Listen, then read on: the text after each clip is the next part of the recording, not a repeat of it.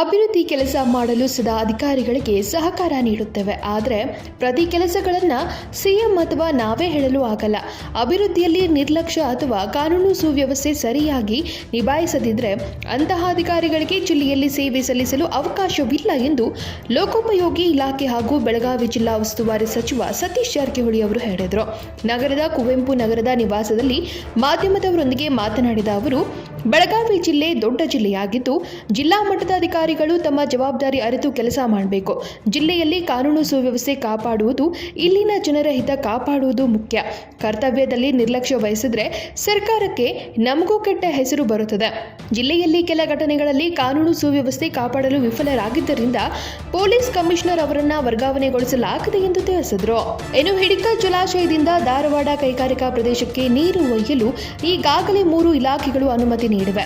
ಧಾರವಾಡದ ಕೆಐಎಡಿಬಿ ವತಿಯಿಂದ ಕಾಮಗಾರಿ ನಡೆಯುತ್ತಿದೆ. ಸುಮಾರು 110 ಕಿಲೋಮೀಟರ್ ಪೈಪ್ಲೈನ್ ಮೂಲಕ ಧಾರವಾಡ ಕೈಗಾರಿಕಾ ಪ್ರದೇಶಕ್ಕೆ ನೀರು ಒಯ್ಯುತ್ತಿದ್ದಾರೆ. ಎಷ್ಟು ನೀರು ಒಯ್ಯುತ್ತಿದ್ದಾರೆಂಬ ಮಾಹಿತಿ ಇಲ್ಲ. ಈ ಕುರಿತು ಸಭೆ ನಡೆಸಿ ಭವಿಷ್ಯದಲ್ಲಿ ನಮ್ಮ ಜಿಲ್ಲೆಗೆ ನೀರಿನ ಅಭಾವ ಉಂಟು ಆಗಬಾರದು ಎಂದು ಸಿಎಂ ಸಿದ್ದರಾಮಯ್ಯನವರಿಗೆ ಪತ್ರ ಬರೆಯುತ್ತೇನೆ ಎಂದು ತಿಳಿಸಿದರು. ಬೆಳಗಾವಿ ಜಿಲ್ಲೆಯಲ್ಲಿ ಕರ್ನಾಟಕ ಕೊಳಗೇರಿ ಅಭಿವೃದ್ಧಿ ಮಂಡಳಿಯಲ್ಲಿ ಅಕ್ರಮ ನಡೆಯುತ್ತಿದೆ ಎಂಬ ಮಾಧ್ಯಮದವರ ಪ್ರಶ್ನೆಗೆ ಪ್ರತಿಕ್ರಿಯಿಸಿ, ಕಳೆದ 2 ಕೆಡಿಪಿ ಸಭೆಗೆ ಸ್ಲಂ ಬೋರ್ಡ್ ಅಧಿಕಾರಿ ಗೈರಾಗಿದ್ದರು. ಕರ್ನಾಟಕ ಕೊಳಗೇರಿ ಅಭಿವೃದ್ಧಿ ಮಂಡಳಿ ಮೂಲಕ ನಡೆಯುತ್ತಿರುವ ಕಾಮಗಾರಿಗಳ ಬಗ್ಗೆ ತನಿಖೆ ನಡೆಸಲು ಜಿಲ್ಲಾಧಿಕಾರಿಗಳಿಗೆ ಸೂಚಿಸುತ್ತೇನೆ ಎಂದು ತಿಳಿಸಿದರು. ಕನ್ನಡ ಭಾಷೆ ಹುಟ್ಟಿದ್ದು ತಮಿಳಿನಿಂದ ಎಂಬ ನಟ ಕಮಲ್ ಹಾಸನ್ ಹೇಳಿಕೆಗೆ ಪ್ರತಿಕ್ರಿಯೆ ನೀಡಿ, ನಟ ಕಮಲ್ ಹಾಸನ್ ಹೇಳಿಕೆ ಅತ್ಯಂತ ಖಂಡನೀಯ. ಕನ್ನಡ ಭಾಷೆಗೆ ಸಾವಿರಾರು ವರ್ಷಗಳ ಇತಿಹಾಸವಿದೆ. ಈ ರೀತಿ ಕನ್ನಡದ ಬಗ್ಗೆ ಮಾತನಾಡಿದ ನಟ ಕಮಲ್ ಹಾಸನ್ ಮೊದಲು ಕನ್ನಡಿಗರ ಬಳಿ ಕ್ಷಮೆ ಕೇಳಬೇಕು ಎಂದು ಆಗ್ರಹಿಸಿದರು. ಆರ್ಸಿಬಿ ಮತ್ತು ಪಂಜಾಬ್ ಐಪಿಎಲ್ ಅಂತಿಮ ಮ್ಯಾಚ್ ಬಗ್ಗೆ ಮಾತನಾಡಿ, ಎಲ್ಲರೂ ನಮ್ಮವರು ಗೆಲ್ಲಲಿ ಎನ್ನುವುದು ಸ್ವಾಭಾವಿಕ. ಹೀಗಾಗಿ ನಾಳೆ ನಡೆಯುವ ಪಂದ್ಯದಲ್ಲಿ ನಮ್ಮ ಆರ್ಸಿಬಿ ಗೆಲ್ಲಲಿ ಎಂದು ಹರಿಸಿದ ಸಚಿವರು, ಕಳೆದ 20 ವರ್ಷಗಳಿಂದ ನಾನು ಕ್ರಿಕೆಟ್, ಸಿನಿಮಾ ನೋಡುತ್ತಿಲ್ಲ. ಆದರೆ ಕ್ರಿಕೆಟ್ ನನ್ನ ನೆಚ್ಚಿನ ಕ್ರೀಡೆ. ಹೀಗಾಗಿ ಸಮಯ ಸಿಕ್ಕಾಗ ಈಗಲೂ ಕ್ರಿಕೆಟ್ ಆಡುತ್ತೇನೆ ಎಂದು ತಿಳಿಸಿದ್ರು. ಹಸ್ತಕ್ಷೇಪ ಮಾಡಲ್ಲ, ಜೊತೆಗೆ ಬಹಳಷ್ಟು ಅಧಿಕಾರಿಗಳಿಗೆ ಸರ್ಕಾರ ಕೊಡ್ತಾರೆ. ಯಾರು ಒಳ್ಳೆ ಕೆಲಸ ಮಾಡ್ತಾರೆ ಅವರನ್ನ ಯಾವುದೇ ಕಾರಣಕ್ಕೂ ಡಿಸ್ಟರ್ಬ್ ಮಾಡುವಂತ ಕೆಲಸ ಮಾಡಂಗಿಲ್ಲ.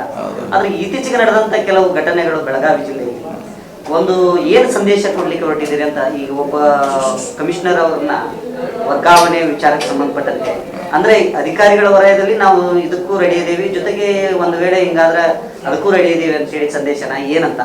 ಮೊದಲನೇದು ಅವರು ಈಗ ಒಂದು ಅಧಿಕಾರಿಯಾಗಿ ಯಾವುದೇ ಇಲಾಖೆ ಬಂದರೆ ಅವ್ರ ಜವಾಬ್ದಾರಿ. ಪ್ರತಿ ಸಾರಿ ಮಂತ್ರಿಗಳು ಹೇಳಬೇಕು, CM ಹೇಳಬೇಕಂದ್ರೆ ಅದೇನು ಸಿಸ್ಟಮ್ ಇಲ್ಲ. ಸೊ ಹೀಗಾಗಿ ಅವ್ರ ಜವಾಬ್ದಾರಿ ಅವ್ರು ಎತ್ಕೊಂಡು ಮಾಡಬೇಕಾಗ್ತದೆ, ನಾವು ಹೇಳೋದಲ್ಲ. ಈಗ ಹೆಂಗಾಗಿದೆ ಅಂದರೆ ಎಲ್ಲದಕ್ಕೂ ನಾವು ಹೇಳಬೇಕಾಗಿದೆ. ಪರಿಸ್ಥಿತಿ ಹೆಂಗೆ ಬಂದಿದೆ ಅಂದ್ರೆ ಒಂದು ಸಣ್ಣ ಘಟನೆ ಆದರೂ ಅದನ್ನ ನೋಡಿ ಅಂತ ಹೇಳುವಂಥ ಪರಿಸ್ಥಿತಿ ಬಂದಿದೆ. ಇಲ್ಲ ನಾವು ಮೊದಲೇ ಮಾಡಿದ್ದೀವಿ ಅನ್ನೋದು ಭಾಳ ಕಡಿಮೆ ಆಗಿದೆ. ಅದು ಸರ್ಕಾರಕ್ಕೆ ಕೆಟ್ಟ ಹೆಸರು ಬರ್ತಾ ಇದೆ. ಸೊ ಅದಕ್ಕೆ ನಾವು ಕೂಡ ಇತ್ತಿತ್ತಲಾಗಿ ಪೊಲೀಸ್ ಇಲಾಖೆಯಲ್ಲಿ ಭಾಳಷ್ಟು ಸಮಸ್ಯೆಗಳ ನೋಡಿದ್ದೀವಿ. ಒಂದಷ್ಟು ನೀವು ನೋಡಿದಿರಿ, ನಾವು ನೋಡಿದ್ದೀವಿ. ಹೀಗಾಗಿ ನಮ್ಮ ಕೆಲಸ ಮಾಡಬೇಕಷ್ಟೇ. ಕೆಲಸ ಮಾಡಬೇಕು, ಕಾನೂನು ಸುವ್ಯವಸ್ಥೆ ಸರಿಗಿಡಬೇಕು, ಜನರ ಕೆಲಸ ಫಾಸ್ಟಾಗಿ ಆಗಬೇಕು ಅನ್ನೋದು ನಮ್ಮ ಸರ್ಕಾರದ ಉದ್ದೇಶ. ಕೆಲಸ ಯಾರು ಮಾಡ್ತಾರೆ ಅವ್ರನ್ನ ಇಟ್ಕೊಳ್ತೀವಿ, ಇಲ್ಲಾಂದ್ರೆ ಮತ್ತೆ ಅನಿವಾರ್ಯ. ನಮಗೆ ಜನ ಮುಖ್ಯ, ಇಲ್ಲಿ ಕಾನೂನು ಸುವ್ಯವಸ್ಥೆ ಮುಖ್ಯ. ಯಾಕಂದರೆ ಈ ಘಟನೆಗಳ ಮುಂಚೆನ ಗೊತ್ತಿರುತ್ತೆ, ಯಾರಿಗೂ ಗೊತ್ತಿಲ್ಲ. ಮುಂಚೆನೇ ಇದೆಲ್ಲ ಡೆವಲಪ್ಮೆಂಟ್ ಆಗ್ತಾ ಇರ್ತೈತಿ. ಅವಾಗ ಇವರು ಅಡ್ವಾನ್ಸ್ ಆಗಿ ಕ್ರಮ ಕೈಗೊಂಡ್ರೆ ಇಂಥವೆಲ್ಲ ಆಗೋದಿಲ್ಲ. ಸೊ ಅದಕ್ಕೆ ಇದು ಉದಾಹರಣೆ ಅಂದರೆ ಪೊಲೀಸ್ ಇಲಾಖೆ ಇರ್ಬೋದು. ಮತ್ತು ಮುಂದೆ ಯಾವ್ದಾರು ಆದರೂ ಕೂಡ ನಾವು ಅದೇ ರೀತಿ ಇದೇ ಕ್ರಮ ಕೈಗೊಳ್ಳೋದು, ನೋ ಡೌಟ್. ಅದರಲ್ಲಿ ಅವ್ರವ್ರ ಮಾಡ್ಬೇಕು, ಅವ್ರ ಡ್ಯೂಟಿ ಅವ್ರು ಮಾಡ್ಬೇಕು. ನಾವು ಅವ್ರಿಗೆ ಹೇಳುವಂಥ ಅವಶ್ಯಕತೆ ಇಲ್ಲ. ತನ್ನ ಇಲಾಖೆ ತನ್ನ ಜನಕ್ಕೆ ಹೆಂಗೆ ಸೇವೆ ಕೊಡ್ಬೇಕು, ಅವ್ರ ಡ್ಯೂಟಿ ಅವ್ರು. ಪಂಚ ಗ್ಯಾರಂಟಿಗಳು ರಾಜ್ಯದಲ್ಲಿ ಸರ್ಕಾರ ಸರಿಯಾಗಿ ಜಾರಿಗೆ ಬರ್ತಾ ಇಲ್ಲ ಅಂತ ಹೇಳಿ ಒಂದು ಆರೋಪ ಮಾಡ್ತಾ ಇದ್ದಾರೆ. ಯಾಕಂತಂದ್ರೆ ಇವತ್ತು ಮಹಿಳೆಯರು ಕೊಡ್ಬೇಕಂತ 2000 ಹಣ ಆಗಿರ್ಬೋದು. ಅಲ್ಲ, ಪ್ರತಿ ಸಾರಿ ಲೇಟ್ ಆಗ್ತಿತ್ತು, ಆಗಿದ್ರೆ ಇದೇನು ಹೊಸದಲ್ಲ. ಈಗ 2 ವರ್ಷದಲ್ಲಿ ಸುಮಾರು ಸಾರಿ 3 ತಿಂಗಳಿಗೊಂದು ಸಾರಿ ಕೊಡ್ತೀವಿ. 2 ತಿಂಗಳೈತಿ ಕಂಪಲ್ಸರಿ. ವಿರೋಧ ಪಕ್ಷ ಆರೋಪನ ಗೆರೆ ಹೊಡೆದಂಗೆ ಇವತ್ತು 30 ತಾರೀಕು 5 ಗಂಟೆಗೆ ಜಮಾ ಆಗ್ಬೇಕಂತಾರೆ ಅವರು. ಅದೊಂದು ದೊಡ್ಡ ಆರೋಪ. ಅದೇ ದೊಡ್ಡ ಸಾಧನೆ ಅವ್ರದ್ದು. ಅದು 5 ದಿವಸ ಬಿಟ್ಟು ಆಗ್ಬೋದು, ನಮ್ಮ ಒಂದು ತಿಂಗಳು ಬಿಟ್ಟು ಆಗ್ಬೋದು.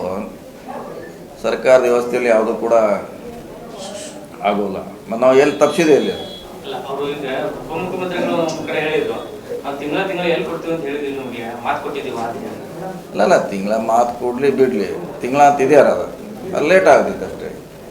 ಈಗ ಸುಮಾರು ಸಲ ಲೇಟ್ ಆಗಿದೆ. ಈಗ ಕೂಡ ನಾವು 2 ತಿಂಗಳು ಕೊಟ್ಟಿದ್ದೀವಿ. ಈಗ ಒಂದೊಂದು ಸಾರಿನೇ 2 ತಿಂಗಳು ಕೂಡಿಸಿ ಕೊಟ್ಟಿದ್ದೀವಿ. ಸೊ ಅದರಲ್ಲಿ ಏನದು ಸಾರ್ವಜನಿಕ ಚರ್ಚೆ ಅಲ್ಲ ಅದು. ತೊಗೊಳೋರು ತೊಗೊಳ್ತಿದ್ದಾರೆ, ಕೊಡೋರು ಕೊಡ್ತಾ ಇದ್ದಾರೆ. ಅದ್ರಾಗ ಮಧ್ಯೆ ಬೇರೆಯವ್ರಿಗೆ ಏನು ಕೆಲಸ ಅಂದರೆ ಕಮಿಟಿಗೆ ದುಡ್ಡು ಬಿಡುಗಡೆ ಮಾಡ್ತಾ ಇದ್ದಾರೆ.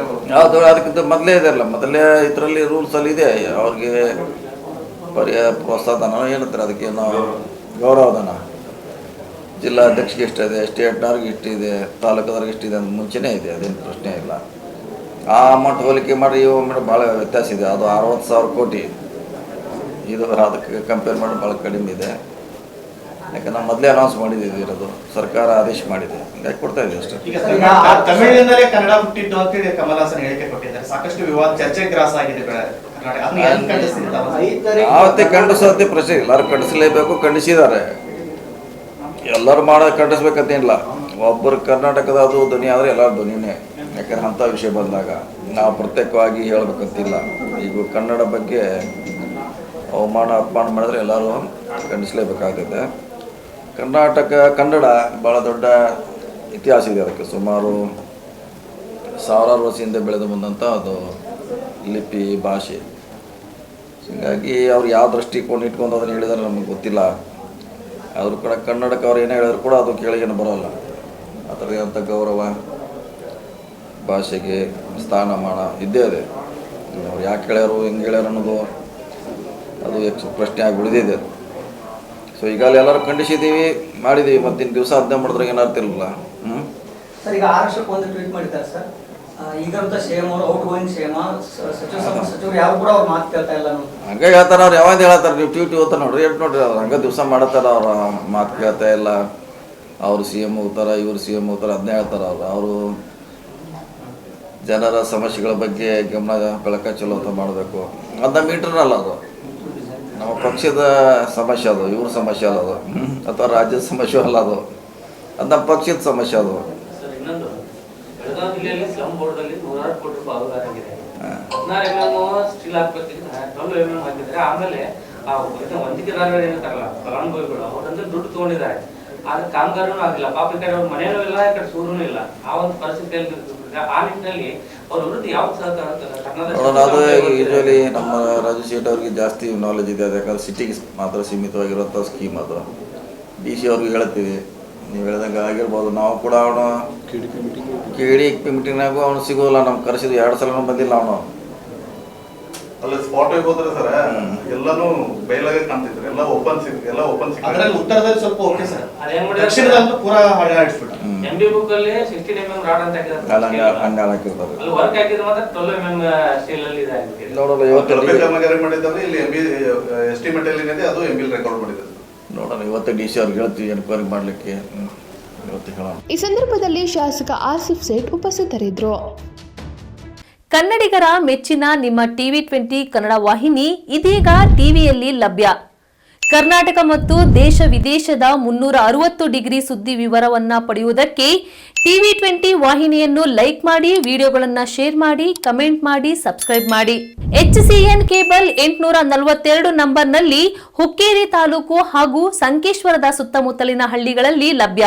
PCN ಕೇಬಲ್ 129 ನಂಬರ್ನಲ್ಲಿ ಹಾರುಗೆರೆ ಸುತ್ತಮುತ್ತಲಿನ ಹಳ್ಳಿಗಳಲ್ಲಿ ಲಭ್ಯ. ರಾಯಬಾಗ್ ಡಿಜಿಟಲ್ ಚಾನೆಲ್ ಕೇಬಲ್ 80ನೇ ನಂಬರ್ನಲ್ಲಿ ರಾಯಬಾಗ ತಾಲೂಕಿನ ಸುತ್ತಮುತ್ತಲಿನ ಹಳ್ಳಿಗಳಲ್ಲಿ ಲಭ್ಯ. UDCN ಕೇಬಲ್ ನೆಟ್ವರ್ಕ್ ಉಗಾರ ಸುತ್ತಮುತ್ತಲಿನ ಹಳ್ಳಿಗಳಲ್ಲಿ ನಿಮ್ಮ TV20 ಕನ್ನಡ ವಾಹಿನಿಯೂ ಲಭ್ಯ.